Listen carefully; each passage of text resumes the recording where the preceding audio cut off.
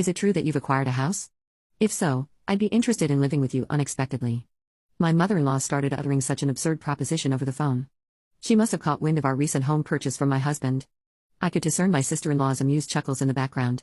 Does she believe her laughter can go unnoticed? Honestly, I have no desire to reside with my mother-in-law and the others.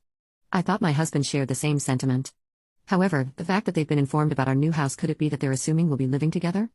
The idea that my beloved husband might be in cahoots with them fills me with a bit of apprehension, yet I have no intention of yielding to their wishes. Are they trying to manipulate me? If that's their game, I'll reverse the roles. Reflecting on all my past tribulations, I pledge revenge against them. I am Kate Thompson, 30 years old, working as an ordinary employee at a major financial corporation. I married my husband Joe 3 years ago, and though we don't have children yet, there's a valid reason for that, a decision we both took seriously. Joe and I are fully committed to our careers, toiling daily with the aim of advancing. Once our professional lives stabilize, we plan to build our own home and create a stable environment for raising children. We've agreed to revisit the topic of having kids once our careers settle down. This was a decision we made earnestly, sharing our genuine feelings and thoughts. We do aspire to have children eventually, and now as we prepare for that, I find myself recalling all my past struggles. Then one day, I successfully executed a well-planned project at work, and my promotion was officially confirmed. While my salary was already sufficient, the promotion brought even more comfort to our lives. On the other hand, Joe, although not promoted, received a substantial salary increase due to his years of service. With both our incomes on the rise, I felt it was time to turn our long-held dream into reality. So Joe, I want to talk to you. Over the past year, both of us have had stable incomes. I think it might be time to consider getting our own home. What do you think? Oh, is it time already? From his excited voice, I could tell Joe was thrilled.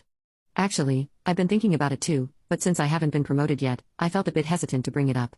Don't worry about that. It's not like only one of us needs to earn money.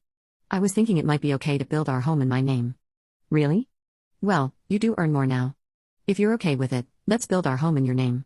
All right, let's proceed with that. Let's go see some model houses on our next day off. Sounds great. Let's go. We shouldn't miss this opportunity. I really feel grateful for choosing Joe at times like this, as we share the same values. The following week, we made an appointment to view model homes as planned. We looked at various types of houses, expanding our vision for our own home. On weekends, we began creating simple floor plans together, researching online. During a recent visit to a construction company, they suggested that instead of leaving everything to them, it's better if we create our own image for a more satisfying home. So Joe and I started building that image. However, neither of us has much knowledge of architecture or design. Even with research, it takes time to put it into practice. While taking breaks, we continued working, and then the doorbell rang. I thought it was a delivery, but when I opened the door, my mother-in-law was standing there unexpectedly. Huh, Mother? What brings you here so suddenly like this? My mother-in-law sometimes visits our place without notice. She glared at me and without a word took off her shoes and went into the house on her own. I'm here, Joe. Surprised by his mother's call, Joe showed a startled reaction. Did you have some business around here? To Joe's question, his mother looked a bit perplexed. Yes, I told Kate about it over the phone a little while ago, but it seems Joe didn't know. I see. Maybe Kate forgot to tell me. Seems like it. Kate, even though she's still young, has a terrible memory. That's not true, Mom. It's not forgetfulness. Kate is incredibly busy with work and at the same time she takes care of the household. Her mind is always full of things to do. You're such a kind boy, Joe. If your late father were here, he definitely wouldn't have forgiven that. I really respect Kate from the bottom of my heart. So, Mom, why did you come here today? To Joe's question, his mother smiled contentedly. Then she slowly took out a travel brochure from her bag, spread a page with a post-it note on the table, and showed it. Listen, Joe. I've always wanted to go to Niagara Falls. Won't you take me, please? My mother-in-law began to say such things excitedly out of the blue. Caught off guard by the sudden request, both Joe and I were left staring at her, mouths agape. My mother-in-law relentlessly kept pressing Joe, who was clearly flustered. Come on, Joe. You agree, right? Think of it as a way to show filial piety. Wait a minute, Mom. I'm in trouble if you suddenly say you want to go on a trip. Though you can come too. Actually, I was thinking of going with Claire, but if Joe wants to go, I'm delighted to turn it into a family trip. Claire is Joe's sister. What are you talking about? Kate is here, and I can't get time off from work, but it's strange for me to pay for a trip for you and my sister, right? Not strange at all. Spending money for the family is a wonderful thing, don't you think so, Kate? Suddenly turning to me, my mother-in-law sought my agreement. Though shaken, I firmly expressed my opinion to her. Using one's own money for family isn't bad, but I think imposing it on others is different. What do you mean by that? Are you saying I'm trying to extort travel expenses from Joe? I didn't mean to say it in such a harsh way, but listening to you, it sounded like you just wanted us to pay for the trip. Kate, that's terrible. I had no such intention, but you're making me help to be the villain in front of Joe. I'm so shocked. I didn't mean to call you a villain. I just answered honestly to what was asked. Okay. No need for excuses, Kate. Why are you so heartless? You must not like me, do you? My mother-in-law, visibly upset, glared at me with icy cold eyes. It always turns out like this when she comes over. She always finds some reason to demand money and then squanders it with Claire, Joe's sister.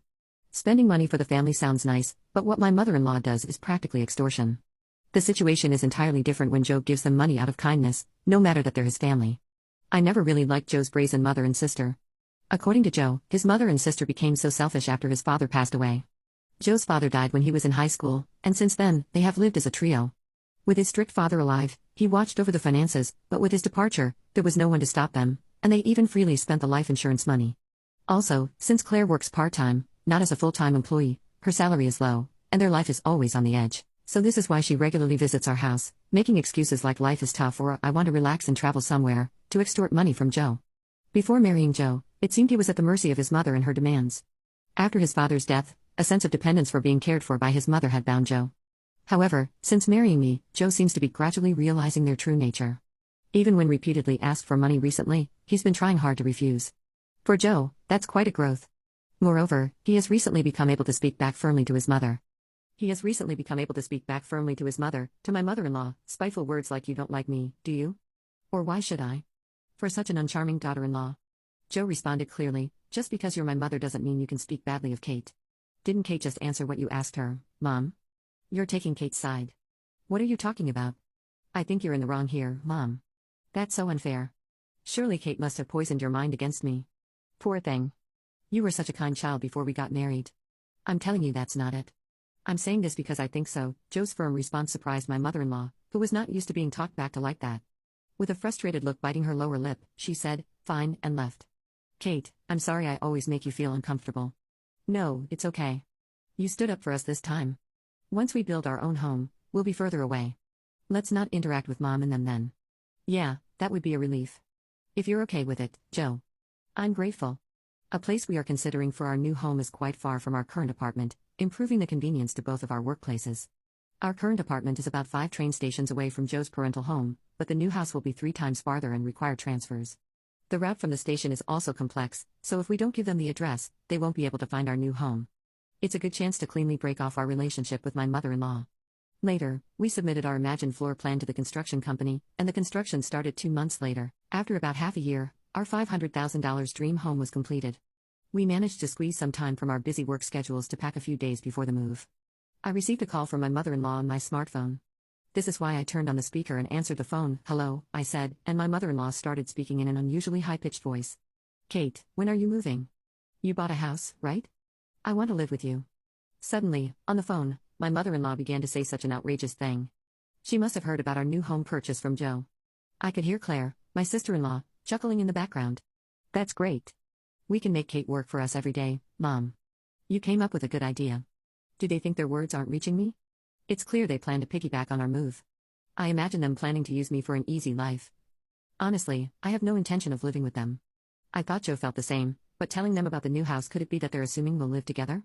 The thought that my beloved Joe might be in league with them fills me with a bit of fear, but I have no intention of letting them have their way. They're probably trying to use me, right? If that's the case, I'll turn it around and use them. I told them the day of our move. Then my mother-in-law and Claire said, "We'll come to the apartment in the afternoon on that day. Take this with you in the car and arrange the movers for us to come up after making their demands." But of course, I have no intention of complying. For now, I'll check the facts with Joe. As I was about to go and tell Joe this, he was already standing behind me. "Joe, you were there. I came to say we should take a break, but was that Mom on the phone just now?" "Ah, yes. I was going to talk to you about it too. Why did you tell your mother about our new home?" "It's not like that, actually. When Mom came over last time, she seems to have seen the floor plan of our new house. She kept pestering me about it every day, so I'm really sorry, I see. So you don't intend to live with your mother, right?" "Of course not. After hearing that phone call, I'm even thinking it's better to cut ties with her." Joe's voice was filled with more anger than ever. It was the first time I had seen him this angry. From what Joe told me, my mother-in-law had seen the layout of our new home and was convinced it was a spacious house. She had pretended to be interested and called Joe repeatedly, asking him about the number of rooms and details of the facilities. But it seems that Joe is on my side, which relieved me. Then there's no problem at all. This made me determined to get my revenge on my mother-in-law. I've had enough of her saying whatever she wants.